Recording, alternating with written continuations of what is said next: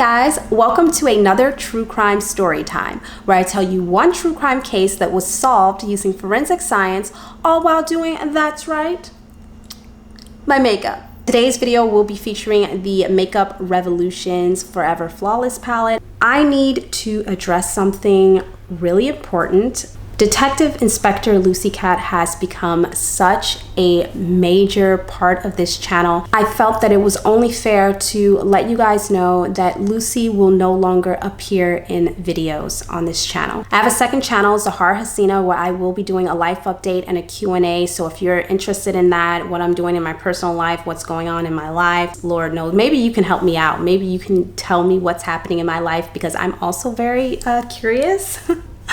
If you don't know what I'm talking about and you really don't care about my personal life and you're new here, welcome. The comment section is a privilege. Don't fuck it up. Now let's get into today's case. Let's move a little closer to the face. Is that good enough? Can you guys see me? Water and tea. Gotta have them both, y'all. This all takes place on August 4th, 1993 in a small Swiss village called Neuss-Paradis. I think that's how you pronounce it. Listen, I'm not Swiss, so I wouldn't know, but I believe that's how you're going to pronounce that. Where 13-year-old Dario Ciccoletta lived with his parents. Dario was a sweet young man who loved fishing. It was something he would do often in the creek nearby. So it wasn't a surprise when Dario headed out. Y'all, I'm in Hollywood.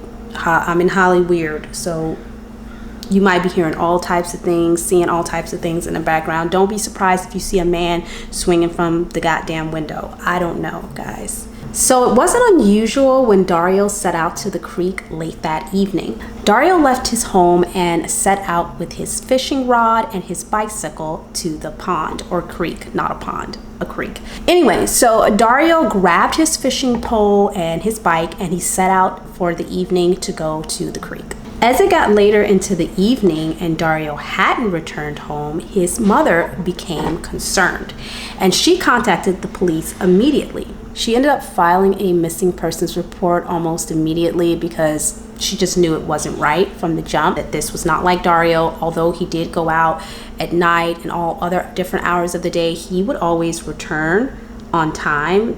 This was never like a problem that they would have with him. So, I mean, he is a teenager and you never know. Sometimes teenagers, I don't know why I just said we, I'm not a teenager, but but sometimes when you're a teenager, you know, you start to rebel a little bit. So this wasn't the usual rebellious type teenager. Dario was pretty responsible. He did go out regularly whenever he wanted to the pond, but he always returned. Police found Dario's bike and some articles of clothing, which were later identified as Dario's by his parents. They were able to ID the clothes and say that those were the clothes that Dario was wearing the night that he left. 2 days would go by without any word or sightings of Dario, and I mean, police just knew that something was not right. No one had seen or heard from Dario. No one knew where he had gone. It appeared as though he had just disappeared into thin air, which we all know doesn't usually happen with whole ass people. So yeah, that's not normal. Okay, just like my face, but it's okay. We'll get through it. Almost immediately, investigators knew that something was not right with Dario's case. It just had foul play written all over it. Authorities searched the area where they found Dario's bicycle and his clothing in. There were said to be at least 100 policemen at the site searching for Dario. They also brought in cadaver dogs, which are like doggy detectives, which is so cute and so cool. Makes me miss my Lucy Cat. We're not gonna go there. We're not gonna start crying. We're not gonna be doing that. The local newspaper wrote an article on Dario's case titled "Where is Dario?" The local TV station also issued a televised missing persons poster. So everybody was on top of it. The community really came together to try and solve Dario's case. As time went on, the community grew more and more concerned, not only about Dario, but their own safety as well. Please look at the size of that forehead. Oh my God. I'm telling y'all, if there ever was a actor to play a cone head, I'm your girl. It was clear that something sinister had happened to Dario based on the evidence found at the crime scene. Amongst the bike, they also found his swimming trunks, his fishing rod, as well as a t-shirt that was further downstream. Investigators did an extensive search of the area near the creek. They placed a dam in the creek and searched the mud for any additional evidence at the bottom. And they did actually find a lot of stuff in the creek, in that mud. Unfortunately, none of it led back to Dario whatsoever. There was no clues as to where he had gone, nothing that would potentially help them with Dario's case. They found no new clues as to what had transpired with Dario. But then a couple of days later, two women were out walking their dog. They were walking their dog along this path that was near the border of Switzerland and Germany when they saw what appeared to be blood spatter, like a bloody trail. You ain't gotta tell me twice. You ain't even gotta tell me once. If I see blood, I don't care if a person nicked their finger. If I even see blood from if I see any evidence of blood, I'm calling the police. I'm not no investigator. I'm not stupid. Okay, I know a lot of us would like to think we are. I would love to think that, but I'm not. Curious, the two women continued to follow down the bloody trail until it led to a gruesome discovery: the lifeless body of a young man laying in the field. Girl, it's time to go. I would be freaking the F out. He was completely nude and his body had been mutilated. The two women immediately contacted the police. I would have contacted police the moment I saw that blood, girl. I wouldn't even have to walk down that trail. We wouldn't even have to even investigate. That's enough investigation right there. What, blood? 911? Yeah, I see blood. How much blood? I don't know, a drop or two, but it's still blood. I need somebody down here ASAP. Yeah. Like, that's what I'm on. Seriously. When investigators heard of the two women's report, they had their suspicions that it most likely was Dario, because they were already covering his case and they were looking for a young man and Dario was missing his clothes. So it just fit the description of what had happened or could have had happened to Dario. So they already had their thoughts about the case. And sure enough, upon arrival to the scene, the body was identified as Dario Ciccoletta.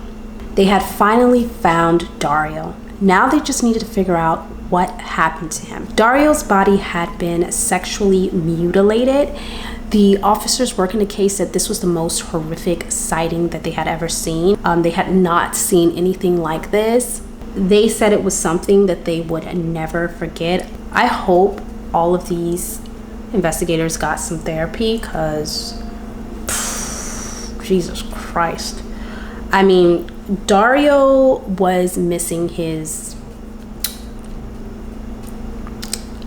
parts that a man shouldn't be missing, you know? It was bad. It was real bad. And I mean, I can only imagine how his family felt finding him like that. Like, that's crazy. That's just, ugh. The medical examiner was called out to the scene, and the first thing he noticed was the cuts and bruises around Dario's genitalia area, his privates. The cuts were long, straight cuts, and they were close together. Based on the type of cuts, the medical examiner concluded that they were made by a pocket knife. So somebody's just up here with a pocket knife on this boy. I mean, that must have took a while. Pocket knife? That's Oh, I can't even think about it. It's terrible. The long cuts were side by side, which led him to believe that the cuts were made after the boy had already been deceased. Also, although there was blood, there was not enough blood to indicate that Dario had any sort of circulation running. That meant that he most likely wasn't breathing, his heart wasn't pumping to produce the type of circulation. Usually the heart needs to be pumping in order to produce blood to cause circulation, and that would have produced a lot more blood at the scene. There was also no defense wounds and no sign of struggle. These were clues to what had transpired with Dario that night. This led investigators to believe that the crime had not taken place in the field, but somewhere else, and then Dario's body later moved and placed in the field to kind of stage it to look like it was there when it really wasn't. Crime scene investigators were able to locate a pair of Dario's sneakers, but they were unable to find the knife, what they believed was the murder weapon. Now, due to the nature of the crime, police suspected that they may have a serial killer on their hands. Now, there wasn't a lot of evidence found in the area where Dario's body had been discovered, so investigators had to heavily rely on the forensic science. The lead medical examiner swabbed the inside of Dario's mouth and analyzed his saliva under a microscope. And he saw something rather peculiar: diatoms. Diatoms are single-celled algae. They are the only organism on the planet with cell walls composed of transparent opaline and silica. Diatom walls are ornamented by intricate and striking patterns of silica. They live and can be found mostly in sea, lakes, ponds, streams, any sort of bodies of water like that. They also have said to be found on wet rocks, in mud, and soil or sand that has been moist. According to forensic experts, diatoms are the most diverse of all the algae. They make up approximately 25% of all photosyntheses. Photosyntheses? I don't know. Somebody help me. Somebody help me. There are said to be about 16,000 different species of diatoms in the world and 3,000 in Switzerland alone. They must have a lot of lakes and ponds and stuff. I would like to go to Switzerland one day. Maybe a little vacay. Baby. Diatoms can help scientists tell things about past environmental conditions as far back as tens of thousands of years. The diatoms found in Dario's lungs led medical examiners to believe that he had been drowned. So now they were looking at a drowning with possible mutilation afterwards, like post-mortem mutilation. Ugh, God. Forensic scientists also found diatoms on Dario's shoes, which were located at the cornfield where his body was discovered. It was especially peculiar because the diatoms were located in the cornfield instead or near some sort of body of water, which we know that diatoms are found near bodies of water, yet they were found in the cornfield on his shoes. That doesn't make sense unless Dario had been near bodies of water before he was placed in the cornfield. This is how they linked everything together, which I think is so cool. I don't know if I'm a super nerd or what, but I just think that is so cool. Now that they knew that it was some sort of body of water, they needed to find out where the murder had occurred. Now it's time to go into the palette. But anyway,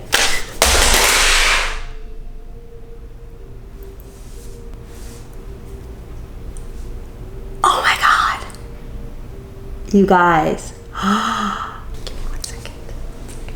You guys said it would happen one day, and you were right. The palette is still intact. I think we've had enough of that today, so we'll just get started. Anyway, back to the story. They needed to find out where the murder had occurred, and they were wondering if there was a way that they could tell the specific pond or stream or lake, because it's one thing to be able to tell that, he was drowned in a lake. It's another thing to be able to tell which lake or pond or stream he had been drowned in. I mean, that is getting a little bit more specific and a little bit tricky, y'all. My brain is still shaking from throwing my palette across the room. I cannot believe that happened. They were wondering if they could tell the specific pond or lake that Dario had been drowned in based off of the algae diatoms. To find out, forensic scientists compared the algae found on Dario's shoes to the diatoms found in his lungs, and they matched. They also brought in some additional help, a biologist who specialized in the study of diatoms, which is pretty cool. I mean, can you imagine there are scientists who just, all they do is study algae. Together, they tested water samples from all the nearby bodies of water between Switzerland and Germany, including a river called Runs River. I believe that's what it's called, Runs River. Girl. I mean, listen. Runs River sounds like some sort of diarrhea commercial. I don't know. It's not Runs River, it's Rhine River. I'm so sorry. I'm so sorry. If you're from Germany, I apologize. They wanted to be as accurate as possible, and with 30,000 different species, it was gonna take some time. Before analyzing the diatoms, they applied an acid that kills organic matter in the diatoms in order to reveal their glass-like skeletal remains, which I think is pretty cool. I forgot to put it back on. Back to the bonnet. After reviewing all the species, the test came back and the diatoms were identified as Fragillaria pinnata. Girl, it sounds like pina colada to me, which I could really go for right now. Wait a minute, I'm not drinking. I'm not drinking. It is said that this species is usually found attached to sand particles. Now that they had identified the diatoms, all they needed to do was to figure out which pond, lake, stream that Dario was drowned in. They had to compare all the ponds, the lakes, the streams to see which of those had the same diatoms that was found on Dario's body. That would further tell them which pond Dario had been drowned in. Oh my God, that's a very hard line. I didn't realize how hard that was gonna be. That's what she said. I expect you guys to know that I'm weird and to just get over it. Yeah. After comparing all the bodies of water, they did find one creek that had a Fragillaria pinnata. I just keep thinking pina colada. The creek was located just a few kilometers away from where Dario's bicycle was found. This was a really important break in the case. They now had a crime scene. The algae led them to Dario's crime scene, but was it possible that the algae could lead them to Dario's killer? Swiss police questioned friends and family members, and as you guys know, the family is usually the first to get questioned, who's ever the closest is to the victim. They wanted to clear any suspicions of the family first, so that is the reason why they questioned the family. They questioned over 200 people, and not just in Switzerland, in Germany as well, but nothing came of it, and with no new leads in the investigation, Dario's case began to grow cold. Now, the Swiss police, they needed to do something fast, so they reached out to Interpol. Interpol, also known as the International Police Organization, is an international police agency with 195 member countries. They help connect other law enforcement agencies to track criminals across national borders. Now, because Dario's case was so close to Germany's border, it was possible that the killer may not have been someone from Switzerland, but maybe Germany and had traveled across borders, or vice versa. It could have been someone from Switzerland who had now tried to escape Switzerland into Germany and cross the border that way. They weren't sure, but they were just covering all their tracks. I mean, these guys were really on top of it. It would take 3 months before Interpol would update the Swiss police with a new lead. A man named Ronald Kubler. Girl, I almost said Ronald Keebler. He's the Keebler elf, girl. I don't know, okay? A man named Ronald Kubler was arrested for sexually a hitchhiker who was also a young man. Ronald was a 35-year-old psychiatric nurse who had been recently divorced. He had a 5-year-old daughter as well. I mean, this guy was a family guy and supposed to be helping people who were mentally ill, and he's out here doing this. It sounds like he's the patient. With further investigation, Interpol and Swiss police discovered that Ronald lived not too far from Dario's residence. They lived in the same town in Switzerland. Investigators wasted no time and they went down to wherever Roland was being held and they picked him up. That's when the lead forensic pathologist got an idea, and he requested investigators to check Roland's vehicle. He even asked them if it was possible if he could get the pedals in the vehicle as well as the carpeting in the vehicle. He had a sneaking suspicion that if Keebler was the killer, then those diadems would be in that car or on his clothing somehow. Forensic scientists took samples of debris from both pedals in the vehicle. They also took samples from the passenger side of the vehicle as well as the carpet inside the vehicle's trunk. When the evidence was analyzed, it came back positive for diadems, which we know was on everything. So it makes sense that it's in Roland's vehicle as well. A closer look at the diadems revealed their type: Fragillaria pinnata. The same diadems that was found in Dario's lungs, on his clothing, on his bicycle, in the pond, and now they were being found inside of Roland Keebler's vehicle. I mean, if this doesn't scream he did it, I don't know what does, because he did it.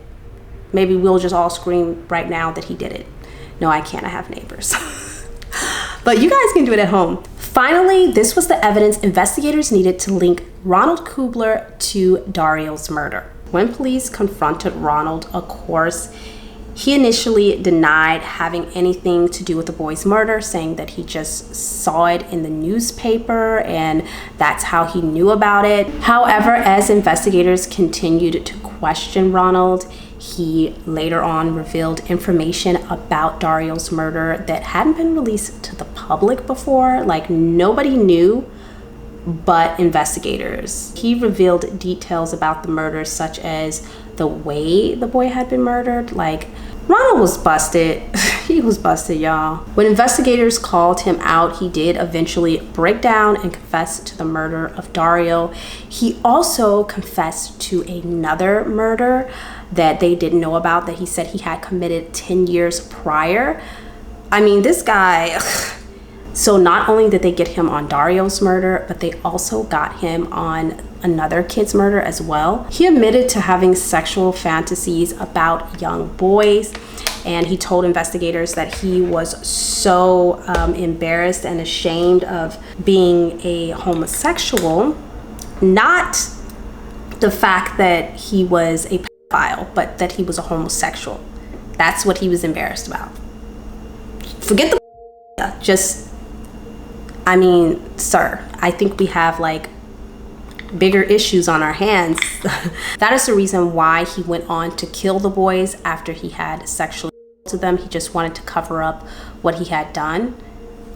Okay, I'm gonna put a little bit of this on my eye. Not too much, but just like a little bit to just make it look wet. Yeah. Y'all, I cannot believe this man sat up here killing all these boys, supposed to be a psychiatrist, got a 5-year-old daughter. Dario Ciccoletti's case would pave the way for forensic science because this was the first time in history that natural microscopic clues were used to solve a murder. Voiceover Zahara here, reporting for duty. Not sure what happened to my outro footage, but thanks to forensic science and some good police work, Roland Keebler was convicted of both boys' murders and sentenced to life in prison. What did you guys think about this case and my makeup look? Please let me know in the comments down below.